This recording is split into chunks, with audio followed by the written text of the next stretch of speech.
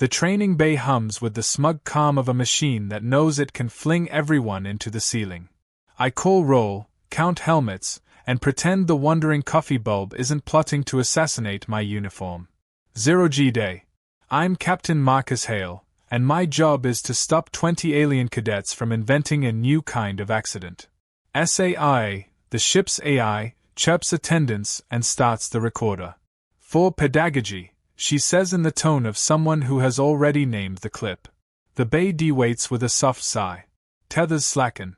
Bodies rise like ideas that forgot to be practical. I demonstrate a slow roll, a gentle brace, a hands-off glide. Remember, I say, in 0G, gravity is a polite suggestion, like dress codes on laundry day. Laughter from the feathery art hands, puzzled blinking from the plated creel. Zira drifts near, teal skin faintly luminous, curiosity turned up to irresponsible. She tracks my hands like I'm a magic trick. Captain, she asks, humans bond through humor. Close enough. She nods, making a note with a stylus that refuses to decide which way is down. Behind her, two cadets translate the joke into a word that also means ordeal. Foreshadowing is alive and well. I show the middle brace again, ankles crossed, spine tall, fingertips on the rail. Control your center and everything else negotiates. Zira mirrors me perfectly, then grins with the energy of a switch about to be flipped. For research, she declares, and pushes off a panel with too much enthusiasm. She drifts toward me at the measured speed of oncoming embarrassment. I have time to dodge, but that would send her into the recorder array. I have time to catch her, but that invites an episode title. I choose leadership, look unbothered so everyone else can panic politely. She laughs, momentum steady, and then she is there, settling onto my chest like a cat discovering a warm keyboard. A chorus of gasps, chirps, and clicks. One art hand whispers, dominance protocol. Another murmurs, courtship perch. The creel scribble notes titled Structural Qualities of Humans. My back bumps a rail, my hands find empty air. Zira balances with proud innocence. Observation, she says, human faces become warmer when sat upon. My face is many things, including recorded, because SARA dutifully captures all drills. The lens winks like an amused witness. Cadet, I tell her, using a voice reserved for disasters that want to be anecdotes, we've entered a research area labeled Do Not Touch. She brightens. But you said humor binds. True, but not like adhesive. I shift, she mirrors. We become a clumsy constellation. A stray spanner floats past. I snag it one-handed, because multitasking is the human brand. Zira beams. Demonstration of competence under pressure. Somewhere, the translation layer turns that into something inappropriate and forwards it to the commentary overlay. SARA announces, live analytics trending, phrase under pressure receiving 91% positive reaction. I breathe through my teeth. Thank you, SAI. You're welcome, Captain. Recording in ultra definition for performance re. Zira leans to whisper and bumps the stabilizer pad with her knee. The bay hiccups. Gravity flickers to a shy fraction, tugging us downward together, then vanishes again. We tumble in a slow spiral choreographed by humiliation. Cadets scramble, which in 0G looks like ballet performed by startled bread. I snag a handhold and pull us to a halt. Zira clutches my collar, mortified. I have transgressed the experimental bounds. The teal of her cheeks deepens toward thundercloud. I sat without consent. Oxygen feels opinionated. You made a mistake, I say, keeping it light. Training is controlled mistakes and gentle bruises. She nods, relief mixing with a new, respectful caution. Behind her, the toolbox we thought contained returns for an encore, kisses the stabilizer again, and toggles a second hiccup. Everyone drops 3 inches, realizes the joke, and floats, laughing or swearing by species. Zira tries to stand in mid-air, plants a foot on my thigh, and executes what her culture apparently calls a courtesy perch. The art hands narrate, he accepts the throne. Of course they do. For the record, I project to every microphone, this is not a human dominance ritual, no courtship, nor a trial by endurance. It is a collision with commentary. Zira, earnest as gravity, replies, but you remained calm beneath me. That communicates sturdiness. The Creel underlying sturdiness 3 times. Time to steer the chaos. Teachable moment. Focus on recovery. Zira, with me. We'll demonstrate separation without adding spin. She stiffens at separation, then relaxes when I smile. Not permanent. Only gravitational. She laughs, fragile but game. We move in sync. I guide her hips a few centimeters left. She lifts weight from my chest, motion equal and opposite, textbook and tragically poetic. The room exhales. SAIA whispers, viewer count increasing on internal stream. Internal? I ask. For morale, she answers. We finish the walkthrough like professionals pretending not to be memes. Zira hovers beside me, contrite but bright with curiosity. You were very composed, she says, placing a velvet rope around the adjective. Part of the job, I answer. Humans practice composure the way we practice coffee. She glances at the escaped coffee bulb drifting toward a grate. Your practice leaks. The next one we keep, I promise. The tension cracks and humor floods in. The Creel imitate human laughter like a choir of hiccups, the art hands applaud with winged rustles. I call the session and review fundamentals, handholds, counterrotation, and asking before initiating cultural experiments involving other people's ribcages. Zira takes notes with fierce focus, then raises her hand. For humor studies, may I schedule an interview? I will not sit. A couple of cadets groan, to their own surprise. I dismiss the bay, stash the runaway coffee, and nod to Zira, who's already drafting apologies and questions. Humor survived, nothing broke, and the lesson landed. Ask first, float second, and never let gravity write our punchlines for us. Today. Noted. Proceed. The universe has an appetite for irony. By the time I finish paperwork explaining why a cadet turned me into furniture, the video has already escaped. SAIA swears the security feed was shared to training analytics, which apparently includes every network from here to the Orion Humor Board. My console pings every 3 seconds with new comments. One caption reads, Human Endurance Trial Number 1, the sit heard around the stars. Another, Dominance Display or Mating Dance. Experts divided. I scroll in disbelief. The art hands release a remix with slow music. The Creel adds subtitles translating my sigh as an oath of devotion. By lunchtime, I'm trending under #HumanCushion. Command calls. The hologram of Admiral Varric flickers in, 6 eyes squinting at me. Captain Hale, we have received inquiries regarding your instructional style. Behind him, aides stifle laughter. I try professionalism. It was a training mishap. He raises a claw. Several civilizations now believe it was a courtship demonstration. Our diplomatic channel crashed. I explain physics, momentum, and humor. None of it survives translation. Varric mutters, only humans could make gravity political.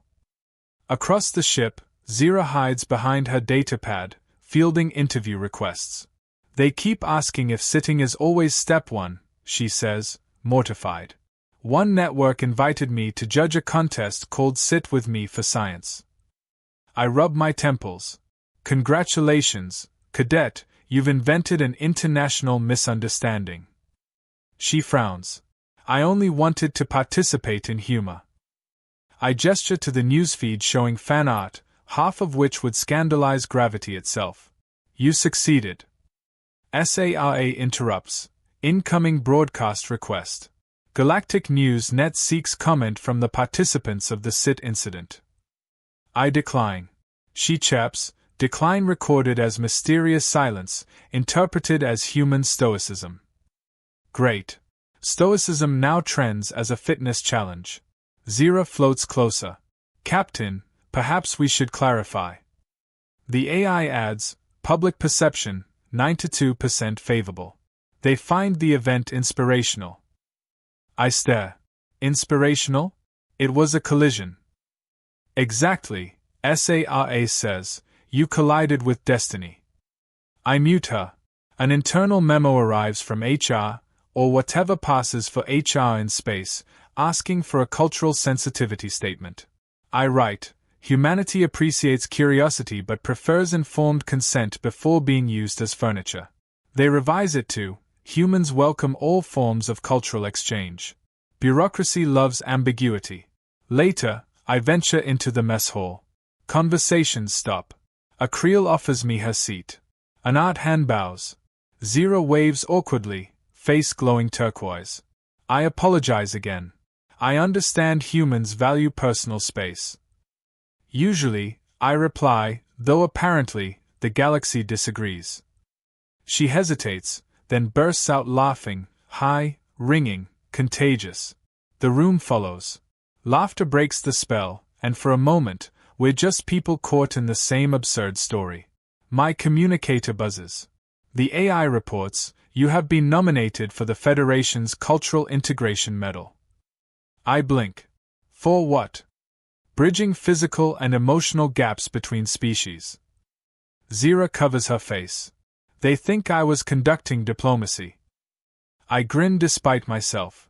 Guess you're the ambassador of gravity. She groans. Captain, how do humans survive constant misinterpretation? Coffee and denial, I answer. That night, I draft a press statement. The SIT incident demonstrates the importance of understanding before action. SARA autocorrects it to the SIT incident demonstrates the importance of action before understanding, and uploads it. The quote goes viral as the Hale Principle. Zira messages, they are selling shirts. Next day, a delegation of alien journalists boards to film a reenactment. They bring props. One asks for the exact angle of impact. I tell them to use mannequins. They insist authenticity is key. Zira whispers, if we don't show them, they'll invent worse. She's right. We record a harmless demo. I narrate physics, she maintains safe distance. Mid-speech, gravity flickers again. The mannequins drift into each other, tangling. The audience gasps. A commentator declares, symbolism. By evening, we're heroes of accidental diplomacy. Memes rename the ship USS Cushion.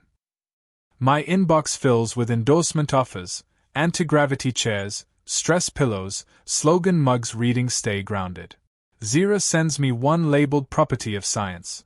When the commander finally debriefs us, he sighs through mandibles. Human composure under duress impresses allies. Translation, don't sue. Consider conducting an interspecies humor seminar. I nod, too tired to argue. Zira lingers after dismissal. Captain, I learned something. That pranks travel faster than light. That humans remain calm even when the universe sits on them. I chuckle. We fake it well. She tilts her head. Is faking a strength? Only when everyone's watching, I say. The irony lands between us, comfortable. SARA breaks the silence, recording complete. Uploading behind the SIT, humanity's composure. I groan. Zira grins, mischievous again. At least this time, we're both sitting.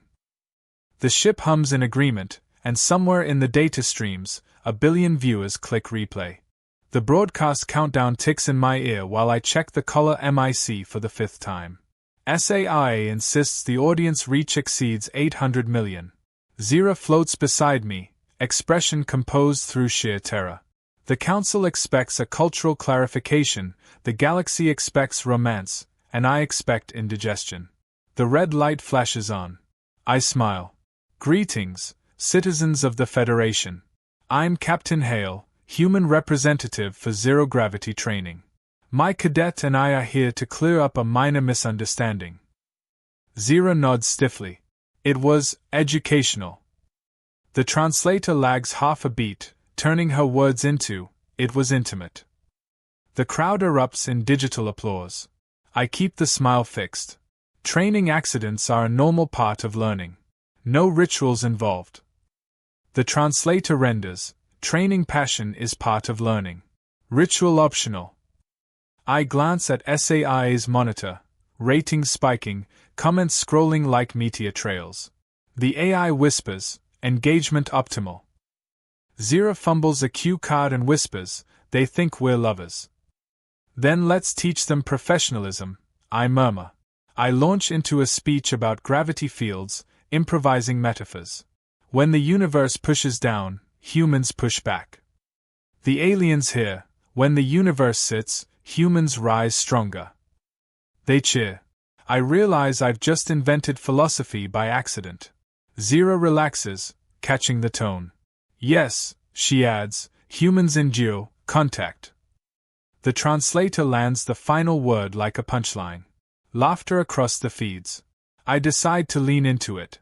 It's about resilience, not resistance. Zira nods. And consent before collision. The audience loves it. Memes form in real time. SARA flashes overlays, top trend, the SIT doctrine. I start to understand that humor may be the strongest weapon in diplomacy. A journalist pipes in remotely. Captain, is this technique reproducible? Only under controlled conditions, I reply. The feed's subtitles mutate it into highly recommended under control. I surrender to the current. Fine, I say, if you must take something from this, take the lesson. Humans keep composure under any gravity. The moderator closes with a flourish. A tale of humor, harmony, and heroism. We sign off to applause shaped like thunder. When the channel cuts, I drop the smile. We just turned an accident into an interstellar TED Talk. Zira's shoulders shake with laughter. We made a joke immortal. I correct, we made humanity look unflappable. Same thing, she says. The commander's message pings in, outstanding performance. Federation morale up 12%. Prepare for press tour. I stare at the screen. We weaponized embarrassment. Later, walking through the corridor, crew members salute awkwardly. One whispers, "Stay grounded, sir." I groan. The phrase already printed on badges. In the lounge, the feed replays the highlight reel with slow-motion commentary. Zira's accidental drift is now set to orchestral music. A voiceover intones, "From this moment, peace found gravity." I can't even argue. She sips glowing tea. Captain, you may have founded a philosophy.